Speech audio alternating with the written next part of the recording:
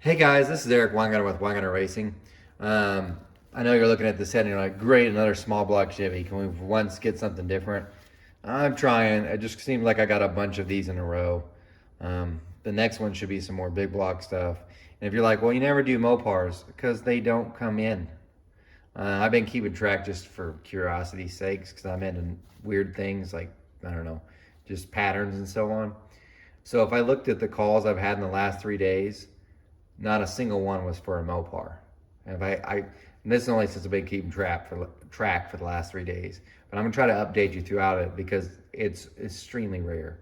However, I did have the first call, and this has got to be months, for a big block Ford information. That's strange. Point being is, the two most common questions asked about for engine families are big block Chevy and small block Chevy. Big block Chevy is actually more. But anyway, this head is a Brodix Dragon Slayer, and it's one that I've ported, and I'm going to talk about it because it is slightly different from some of the other ones you've seen. I have a bunch of different versions anyway, but this is usually the 242cc standard, and let me explain what it is. It will have a 210 intake valve, a 1600 exhaust valve, standard pushrod pinch, which means it takes stud mount rockers. You don't have to run shaft rockers. And yes, it can be that big. And I actually can make it a little bit bigger. This one, though, is a little bit different, and I'm going to talk about why. This one's actually not 242 cc's, it's about 238. It's actually a little bit smaller, and I've done some things different. First off, when you get Dragon Slayers, they're 68 cc's. This one I milled down to, after port work and stuff, it's down to 65 cc's. Now, the other thing is, usually when I do my Dragon Slayers, I have a 50-degree intake valve job and a 50-degree exhaust. Sometimes 45, but usually that. Not the case on this one. This is not that way. This one, because it's going in a marine application, and it will also have a Pro Charger on it, I've done things quite a bit differently, and that's really what I'm trying to share with you. Not so much this, like the Dragon Slayer, my ported 242, more about why and what I did different with this one. First off, you probably noticed that these seats look dramatically different. These are an Amco 45, like a copper seat. And the reason why I picked this to use for this, because they are an upgrade, and it's pretty expensive, about 380 bucks. The reason why I upgrade is this. These take more of the heat out of the exhaust valve. So if you look at drag racing and other stuff, and even circle track, they don't have near the demand, say, of a boat engine. Because what boat engines will do is it's almost like a water brake, and they hold at peak power for a long time. So they might be at peak power, whatever that might be, like 6,500. Going for minutes at a time across the lake or ocean or whatnot. So due to that, they put a lot of heat and maintain a lot of heat inside the actual cylinder head itself as far as the combustion. Then they have lake water or whatnot that goes through the head. It keeps it cooler, so the engine doesn't technically run hot, but individual parts of the engine will run hot. So to get more of the heat out of the exhaust, that's this. So you might say, well, why did you put on the intake? The other reason why is because on marine applications, you would think, man, you're never going to have any water or anything come through. It's more of a safety thing. And what I mean by this is, if you look at this, the head's hot. This part's hot, but the head gets so cool from cool water, condensation happens quite regularly, and you can actually have rust. Now, if you have ductile iron seats, it's not a huge problem, but just to kind of avoid it, I just put them in. The other thing is I can remove some more of the heat from the intake valve, but typically that's not a problem anyway, because if you look at the intake valve, you've always got cool air coming across it anyway. But it just makes things better. I think it's better for the marine deal. Is it a necessity? No. Probably more so on the exhaust than it is for the intake. Now, the other thing to point out, though, is typically when I put these seats in, though, they're usually for a steeper valve job. So usually I only put these in if they're like a 55-degree valve job. For instance, I'm just going to scroll down here. These are some 13-degree heads. I've got these in line to be ported. They've got the same seat material. They're going to have a 55-degree seat. So when I use 55-degree seats, I'll put these in anyway, regardless of boat or whatnot. So that's the reason for these seats. Now, the valve job itself is also different. Like I said, this one's actually a 45-degree valve job instead of the regular 50. And the question might be why. A 50-degree valve job will wear out faster than a 45. So, because this one wants to be trouble-free for many, many, many years, I put a 45-degree valve job on the intake and a 45 on the exhaust. But not only that, and you can see because I've lapped in one, I made the seat on the exhaust much wider than I usually would. I have a different valve job I could put on the exhaust here that will make it somewhat thicker or thinner, and that will make the throat bigger and it actually flows more. Having a thicker one like this is due to the fact that if it touches more of the valve, it can remove more of the heat from the valve. So that's the reason why I use a thicker one on boats. Speaking of which, also because this is on a marine application, I also open up the guide clearance by about a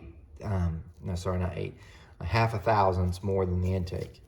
And the reason, again, is because there's so much heat going through, plus with the power application, it's to get that, so it doesn't bind up on the valve, because things are going to grow and we want more clearance on that. Also, because this is also that way, I'm not going to run a seal on the exhaust valve. So typically I'll put a valve stem seal on both of them. But on this case I won't, just because one, his water actually, his exhaust runs through water, so if it smokes, he really won't ever see. I mean, he kind of can see, but the only time you really have a whole lot of smoke is on startups from not having a seal. But it's far better to have a little bit of smoke than hanging a valve and destroying the whole engine. So that's the reason for that too. I wanted to point that out. So more guide clearance, no seal, all that with hopes that this thing will, because it's going to have some pretty high exhaust temperatures. Speaking of which, this is a special alloy valve from Freya for those higher heats. But because of that, more clearance, thicker seat to get the heat out of the valve. That's for that. 45 degree, of course, also same thing, you know, keep it and make it last longer as well. Now, due to this, the head also, I wanted to leave more material between the actual bowls on the intake and exhaust. So usually I'll make the bowl bigger, but on like in this application, I want a lot of material because I've never had a Dragon Slayer crack right through here ever. Usually I leave so much material anyway, it's never an issue. But because I know this is a boat engine, I want to give it a better chance. So I actually left it thicker here, and I didn't make the bowl quite as wide as I usually do. So in that case, it makes the port smaller. All this adds up to a 45-degree seat, a little bit smaller area. It actually flows a little bit less than the others. I'm going to show you the flow numbers in just a minute. And I'll tell you how far it off is from my typical one with a 50-degree valve job. So anyway, there's that. This is the head. Now it's got a nice exhaust port. It's a D port, pretty good size there. And this is the exhaust ports, which are 1206. Because it's a stud mount rocker setup, my push rod pinch area is limited to a 2.63.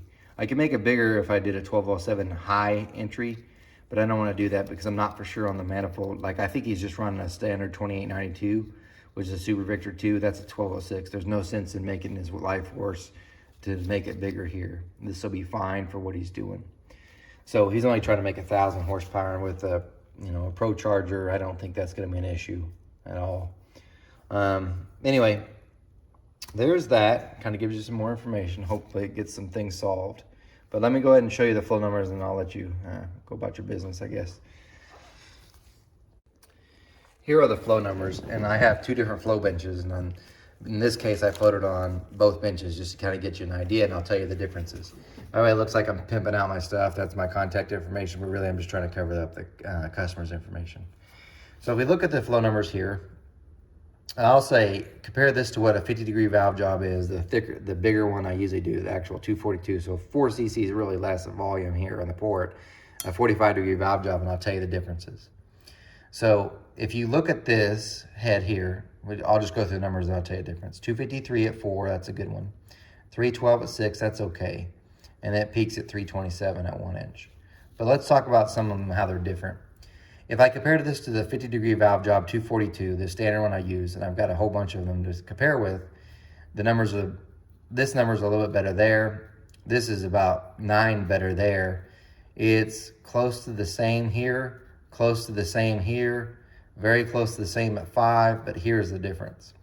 On my 50-degree valve job one, really it helps on the higher lift flow. Typically, they average between, at 6, 317 all the way up to 322. So if you look at this one's a good 6 CFM down. But, I mean, it was 6 CFM better there and about the same through these points. But yeah, 6 CFM down.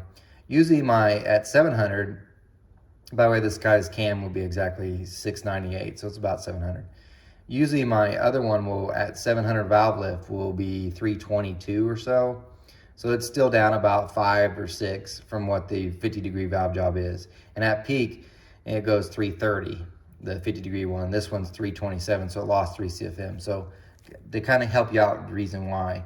45-degree valve jobs typically flow better between 1 to about 4. At 5, usually they're the same, and from 6 on, the 50 degrees usually better. And you can kind of see that in the numbers.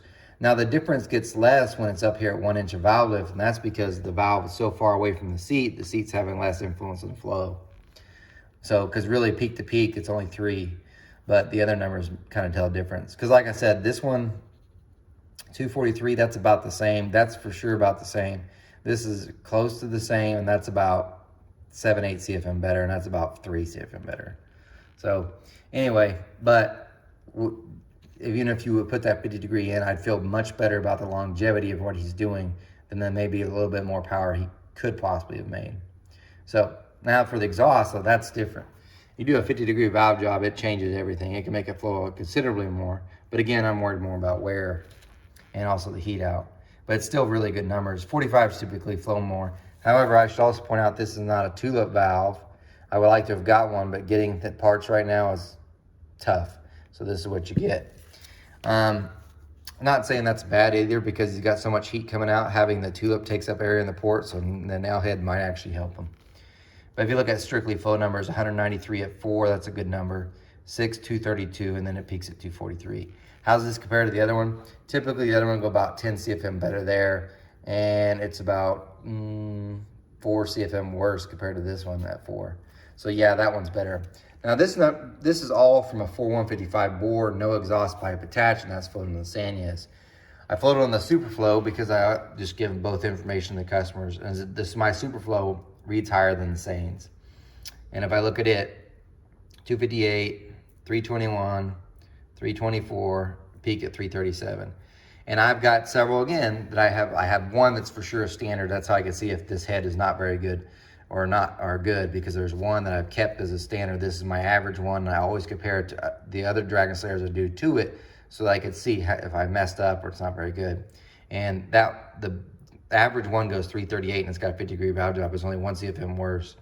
And the average one right here goes like 327. So again, it's only 4 CFM difference. So they're really close. It just better or the same down here for the 45, up here better for the 50. The exhaust, like I said, it's a little bit better here. It's definitely worse through this part, but not much. That's a lot. That's good flow. You shouldn't have a problem making power. Anyway, hopefully I give you something else to think about. You guys take care.